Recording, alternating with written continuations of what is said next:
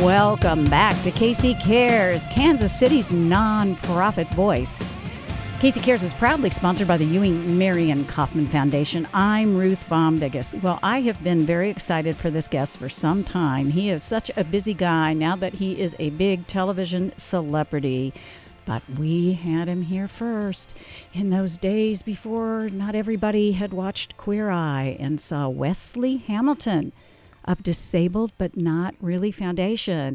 I feel like there should be a drum roll, all kinds of things. I mean, I so strongly remember when you came on the show. I can't remember the year. I think it was when you had not too long before started the foundation. And it was just, you said, I'm trying to get the word out. People don't get it. Well, now the entire world gets it. If you don't know, to our listeners, Wesley was featured on Queer Eye, which I believe is a Netflix series. Correct. The season that was in Kansas City. And boy, I've watched it. You can't watch that one without a tear in your eye. I've heard it enough. You've heard it enough. Yes. You've heard enough. Yes. So I don't want to just dwell on that, but congratulations to you and for going through that process, because that couldn't have been easy. No, but I think just I think the whole mission of what I'm trying to serve to a community now, I think that end result shows what a process looks like and kind of what I'm trying to guide people through so that they can be able to get to a point of ultimate freedom as well. And yeah, I think that was really the message that I wanted to deliver. It is a journey to get to that point, but I'm willing to guide people on that path. Which is remarkable. Can you do the McNugget of what happened to you and why you founded this organization and what you're doing? Oh, yeah, for sure. January 2012, I was shot multiple times to my abdomen after a verbal altercation, which led to me being paralyzed from the waist down for the rest of my life. At that point, I was overweight. I was 250 pounds, 5'4". And I battled a lot of depression and a lot of health complications, as well as I didn't want to be different. I was paralyzed from the waist down, and that was something that I wasn't used to. So it really did shift my mindset to more of a depressing mode. And I was defeated. So in the moments of defeat, I'm still a single full-time father. My daughter's 10 now, but at the time she was 2 of my injury. And I always tell people, as if anything that gave me more strength, it was just knowing that I had a child that never looked at me different.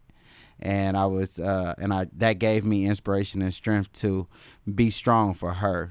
And I took control of my life. I became very active, very healthy, started to explore nutrition on a whole nother level. Fell in love with it, lost 100 pounds while I was still going through some surgeries and bed rest. After that, it really just shifted my mind. And I remember just being on a hospital bed right after my last surgery and saying, I have to create something to help other people in my position, because the way I feel today, it really doesn't matter about being paralyzed. It's because I was able to take control and change the trajectory of what I saw my life going. And I knew that moment I wanted to be able to serve other people and help them. And that's when I established Disabled But Not Really. And you established it in what year? 2015. How have things changed, especially after the whole TV thing?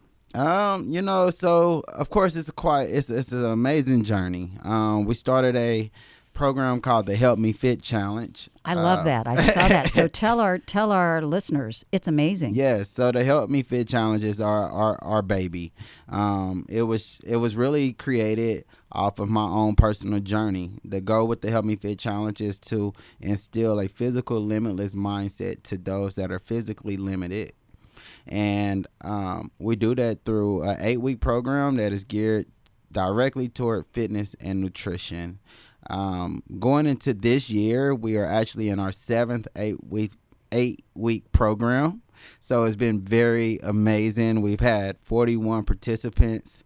I would love to say at least 60% of them have went on to doing something a little bit better. And then the 40% that hasn't is actually still a part of our programming until they can gain what we would call our pillars with DBNR, and it's courage, confidence, and competence. And so most of our participants have 3 times to go through this 8-week program. So that's why I just give a percentage of the ones that have actually graduated and moved forward. And the ones that are still here are becoming more of an advocate within the program. So so it's literally just focused on that fitness and nutrition aspect with the goal of pushing you past your mental limits so that now you can get out in society and take control of your life. Who's taking the challenge? Who are the folks? And how do they get to you? So we work with people that have physical disabilities. Majority of them have probably endured their injury maybe after over time. We do have some people that have actually been born with maybe a physical limitation, but those are the people that we look for. We look for people that have some type of limitation that is stopping them from probably taking control of their life.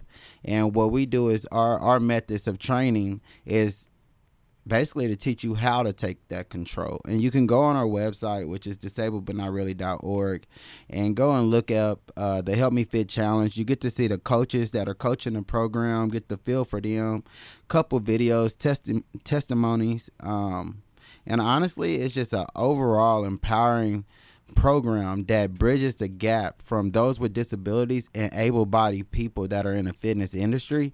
And we put them all into a facility together. So it's constant inspiration, constant motivation, and nobody's looking at you different. So not only do you get the fitness and nutrition, you actually get the mental aspect, the social aspect, and you gain all of that just through pushing yourself. So when you start the program at week 1, all the participants are together? Oh, yes. We do an orientation before the program, get everybody familiar. We have like a group chat that we do to keep everybody connected, to kind of talk about your everyday struggles, things that we want to get you through, because a lot of people probably never got into fitness or thought fitness could be something that they could do. So we understand that there are going to be ups and downs, days that you don't really want to go or be motivated. So we try to make sure that the community can empower each other. Gotcha. How hands-on are you with the program? Oh, man, I'm very hands-on. For at least, I would say at least the last 2 years, I did most of the training myself. I took myself away from it after the show aired just because not only do I have that, I do public speaking as well. Right. So that's actually got a lot busier for me. But I make sure that I am there as that mentor, as well as providing a level of inspiration for my athletes, because again, I know that my story is the reason why they're there. So I want to be there, and I want to be able to kind of be that voice in their head that encourages them to keep going. Because you've done it. Exactly. And so, yeah. So your athletes that you work with, they're taking people through the training? Is that how it works? We have coaches. We have coaches that take our athletes through the training. And what we call everybody that comes through the door athlete. So no matter if you're a beginner or not, the moment you come through our door, you're an athlete. You're really about to take control of your life and challenge yourself in ways that maybe the world's never seen. And that makes you an athletic person. And we're going to call you an athlete from day one. But we do have certified CrossFit coaches that actually trains our program. And it's a great partnership that we've done with the Hill KC. That's where our facility is, downtown Kansas City. They have a local nonprofit they work out of called Block Life.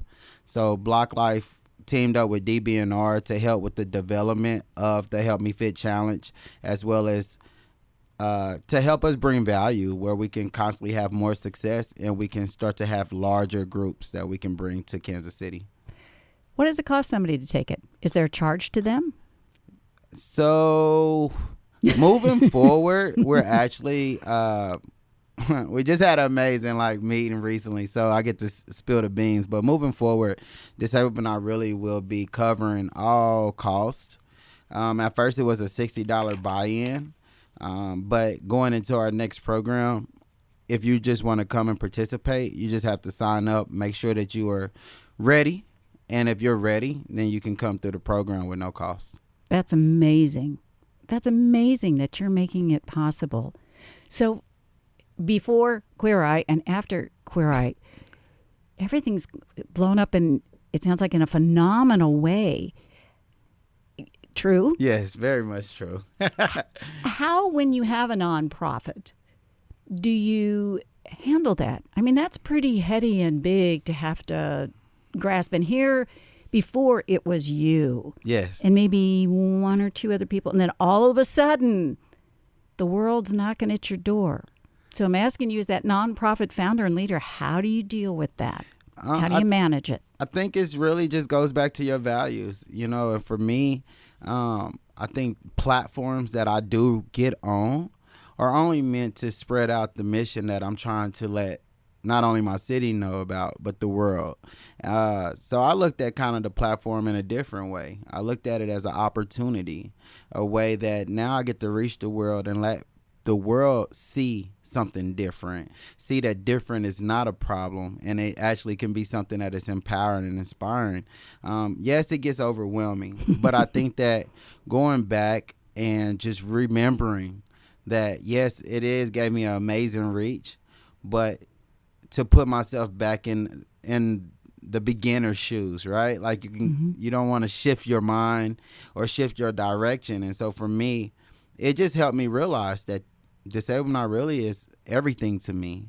And with that being all of what I believe in, I am now in a position to allow my platform to help other people share their stories. So all it did was just open up another door for me to now bridge another gap for someone else. So it never really changed. It just amplified the mission and the goal. Well, it changed a little bit. Your hair, and your beard, and you got some style things. I mean, I love the part in the show. I don't want to give it away because you can go out on Netflix and you can find it. And I would encourage everybody to watch it because Wes, or Wesley, he said I can call him both, is really a hero in our community.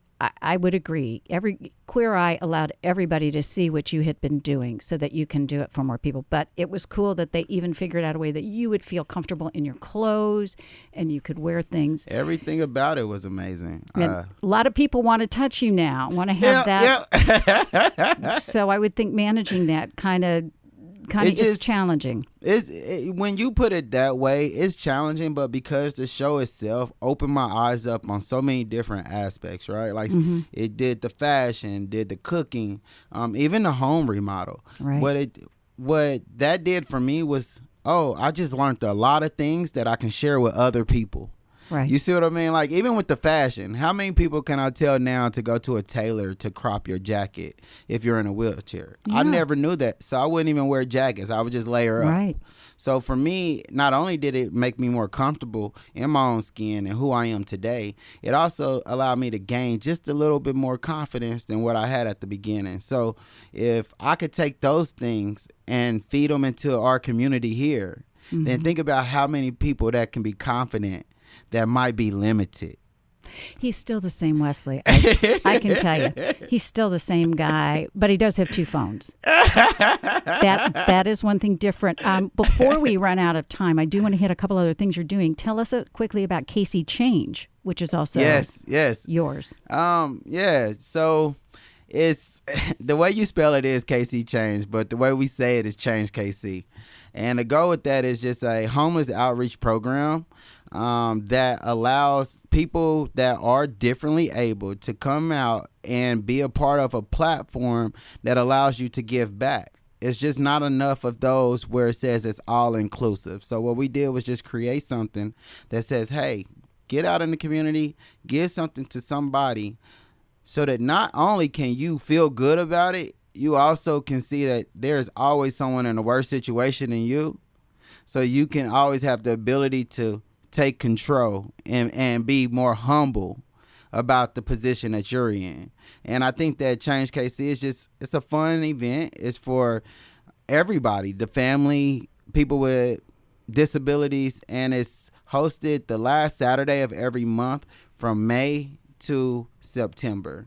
And we do it just mainly on the hot days. We pass out ice cold water, healthy snacks, and care packages. So if you want any information on that as well, go to disabledbutnotreally.org, and we have a list of things that you can donate and how to donate. You've got great resources there, and you're going to be sharing, I know, we'll be lucky enough here in Kansas City to have you share this story coming up in April. You're, I believe, the major speaker for 7 Days Make a Ripple Change the World, and talking about your journey. One of the things that was really impactful to me was to watch you talk to the gentleman that had shot you. And have a conversation. What a brave decision for you. And it didn't stop you, which I would think that kind of conversation could stop you. No. It helped you kind of go, okay, I've done that. Let's move on. I think what that moment did for me was put me in a position to say that now I ultimately have complete freedom over my own self. There's no one that's going to be in control over my mind. I mean, I was facing a man that changed my life, right. And I was able to, tell him thank you. And for me, it was about taking accountability and understanding that sometimes we have to do the things that we don't think we have the strength to do to free ourselves to actually live the lives that we're destined to live. And so I'm very excited to share my story at 7 days, because I do believe that my story itself is creating a ripple effect on communities all around. And I think that this is going to be a perfect opportunity to speak to so many different people about such an amazing cause that's going on for 7 days. And it's just, I get to be a part of it. So, well, thank you for all you do. I'm so glad he's so busy. I'm so glad we caught up with him. He's like rocking everywhere. Thank you so much. And thank you for listening to Casey Cares, Kansas City's nonprofit voice. We're produced by Charitable Communications, and we're proudly sponsored by the Ewing Marion Kaufman Foundation. To be a guest on Casey Cares Underwriting Opportunities, please visit our website, caseycaresonline.org. Spread the love. Find us on Facebook, Instagram, and Twitter at Casey Cares Online. Thank you for listening to us on Casey Cares at 94.5 FM and ESPN 1510 AM.